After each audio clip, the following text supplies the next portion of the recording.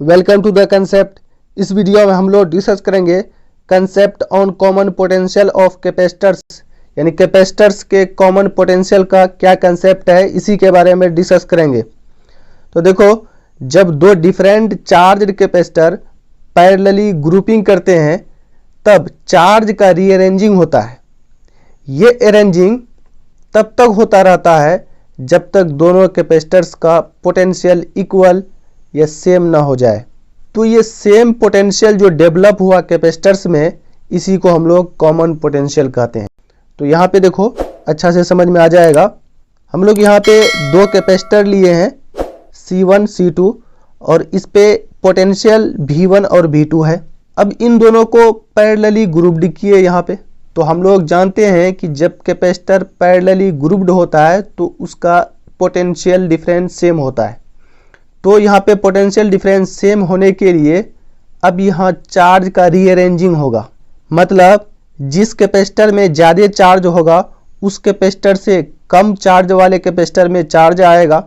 तो इस तरह से चार्ज का रीअरेंजिंग होगा और ये चार्ज का रीअरेंजिंग तब तक होते रहेगा जब दोनों कैपेसिटर में सेम चार्ज ना आ जाए, मतलब पोटेंशियल डिफरेंस दोनों का सेम हो जाए।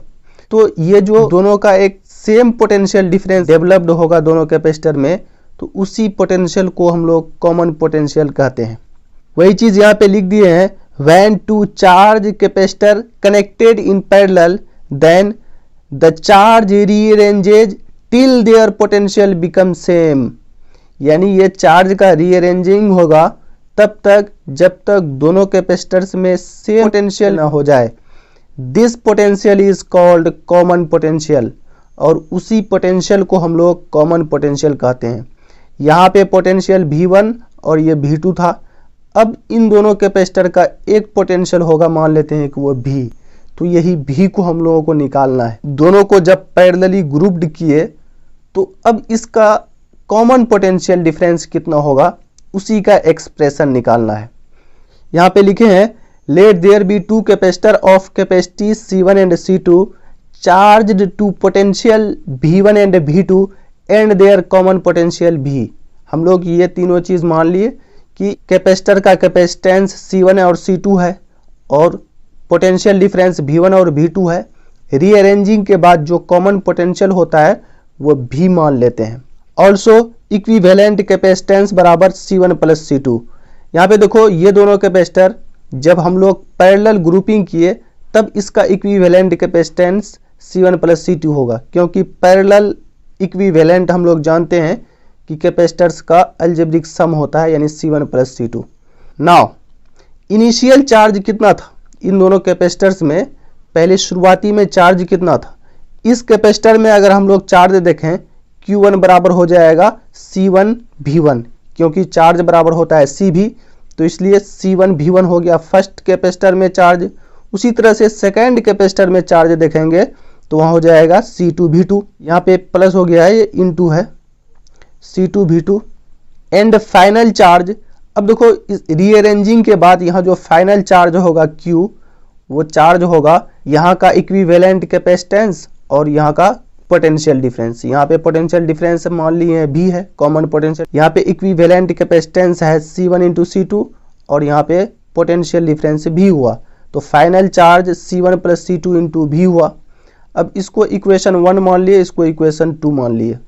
From equation 1 and 2 by conservation law, यानी चार्ज का जो कंजर्वेशन लॉ है उस लॉ के द्वारा हम लोग चार्ज का कंजर्वेशन लॉ जानते हैं, charge can not be created not be destroy. यानी जितना इनिशियल चार्ज होगा उतना फाइनल चार्ज होगा। तो इनिशियल चार्ज अभी यहाँ निकाले हम लोग, C1 into V1 plus C2 into V2, यहाँ पे इंटू है, तो C1 into V1 plus C2 into V2 initial charge हुआ। और फाइनल चार्ज यहाँ पे निकाले हम लोग C1 plus C2 into V। तो अब देखो, ये V का मान निकालें अगर हम लोग, तो V बराबर हो जाएगा C1 into V1 plus C2 into V2 by C1 plus C2। अब ये जो पोटेंशियल निकला, यानी C1 into V1 plus C2 into V2 बटे C1 प्लस C2, इसी पोटेंशियल को हम लोग कॉमन पोटेंशियल कहते हैं। यानी कॉमन पोटेंशियल का एक्सप्रेशन निकला V equal to C1 V1 plus C2 V2 by C1 plus C2। इसको याद रखना, आगे काम आएगा। चार्ज का रीअरेंजिंग हुआ तो रीअरेंजिंग के बाद जो पोटेंशियल हुआ उसी को हम लोग कॉमन पोटेंशियल कहते हैं। अब देखो इसमें कुछ एनर्जी का लॉसेस होगा, वो इसलिए क्योंकि जब भी किसी भी चीज़ का रीअरेंजिंग होता है, यहाँ पे चार्ज का रीअरेंजिंग हुआ है तो कुछ चार्ज हीट के रूप में डिस्ट्रॉय होगा, लॉस होगा। तो लॉस ऑफ एनर्जी जो हुआ इसी का हम लोग एक्सप्रेशन निकाल लेते हैं कि कितना एनर्जी लॉस हुआ, एनर्जी लॉस हुआ या नहीं हुआ, इसका प्रूफ देखेंगे हम लोग। तो यहाँ पे लिखे हैं loss of energy due to redistribution of charge, यानी चार्ज का रीडिस्ट्रीब्यूशन हुआ, रीअरेंजिंग हुआ, उसके उपरांत एनर्जी लॉस हुआ या नहीं हुआ उसी के बारे में यहाँ पे डिस्कस करेंगे। देखो, some energy is losses in doing the work to rearranging the charges, यानी चार्ज को रीअरेंज करने में कुछ ना कुछ एनर्जी तो लॉस होगा, क्योंकि चार्ज को रीअरेंज करने में जो वर्क हुआ तो वर्क करने से एनर्जी लॉस होता है। तो यहाँ पे कितना एनर्जी लॉस हुआ उसी का एक्सप्रेशन भी हम लोग निकाल लेते हैं। वी हैव, हम लोग पहले से ही जानते हैं इनिशियल एनर्जी बराबर, यानी इनिशियल एनर्जी जब दोनों कैपेसिटर को हम लोग पैरेलली ग्रुप्ड नहीं किए थे तब दोनों फर्स्ट कैपेसिटर का एनर्जी अगर निकालें तो हाफ C1V1 हो जाएगा। कैपेसिटर्स में एनर्जी का फॉर्मूला हम लोग जानते हैं हाफ CV² होता है, तो फर्स्ट कैपेसिटर का तो हाफ C1V1, उसी तरह सेकेंड कैपेसिटर का निकालें तो हाफ C2V2 का स्क्वायर हो जाएगा। इसको मान लिया इक्वेशन 1, यानी ये इनिशियल एनर्जी है, यानी रीअरेंजिंग से पहले का एनर्जी।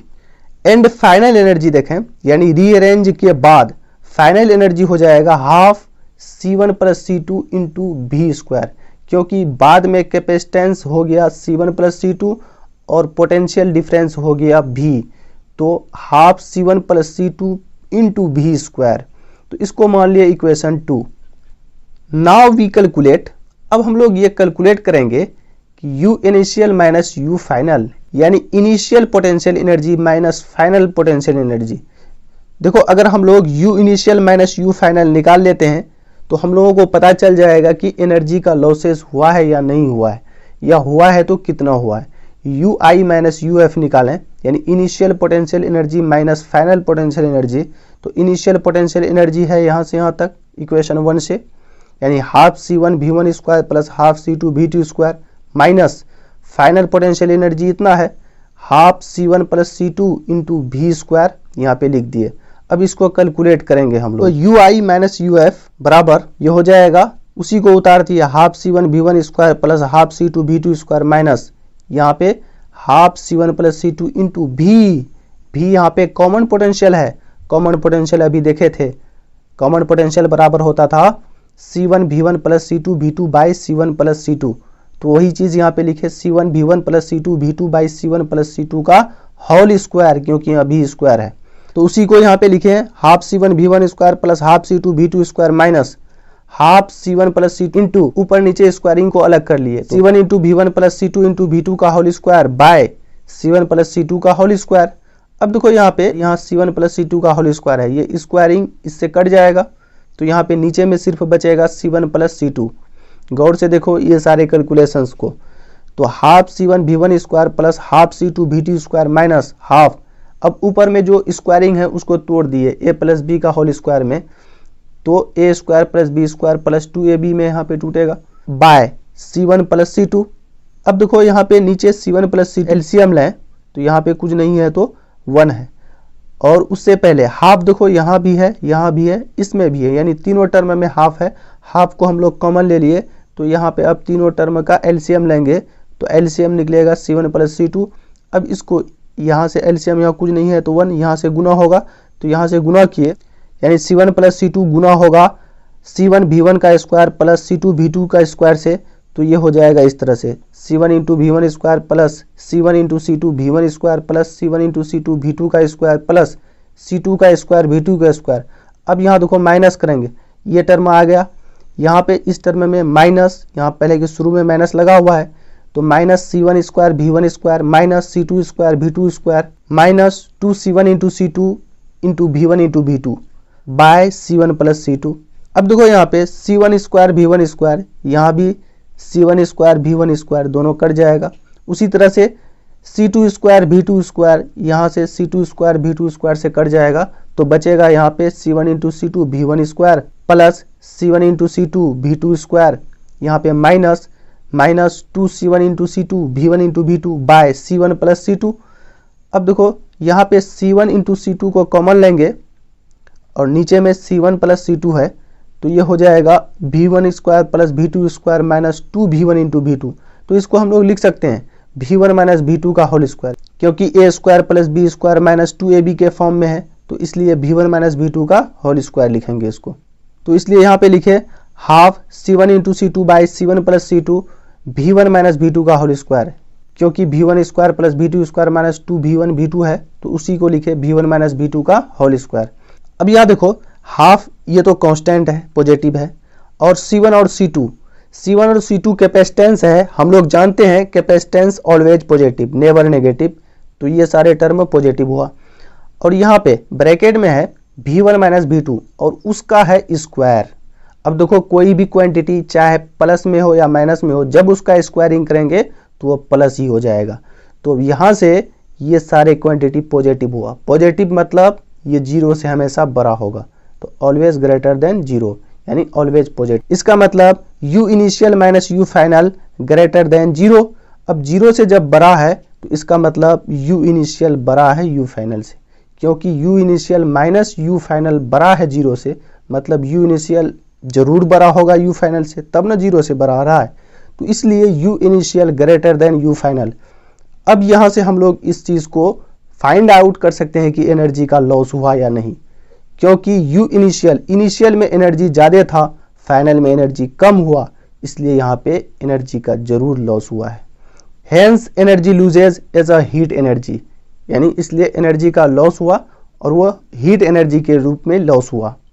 तो एनर्जी कितना लॉस हुआ, एनर्जी लॉस का मेरा फॉर्मूला क्या निकला, यानी U initial minus U final क्या निकला, तो ये निकला half C1 into C2 by C1 plus C2 into V1 minus V2 का होल स्क्वायर। अब यहाँ देखो V2 माइनस V1 का होल स्क्वायर भी करेंगे तो कोई दिक्कत नहीं है। तो ये एनर्जी लॉस का मेरा फॉर्मूला हुआ, यानी इतना एनर्जी लॉस होगा जब दो कैपेसिटर को रीअरेंजिंग करेंगे। तो इस वीडियो में हम लोग देखे concept on common potentials of capacitor, यानी कैपेसिटर में जो कॉमन पोटेंशियल क्या होता है उसके बारे में, और एनर्जी लॉस जो होता है रीअरेंजिंग के दौरान तो वो एनर्जी कितना लॉस होता है। देखो ये बहुत ही इंपॉर्टेंट है, बोर्ड एग्जामिनेशन में पूछते आ रहा है, इसको कई बार ये क्वेश्चंस पूछा है, इसलिए बढ़िया से इस डेरिवेशन को देख लोगे।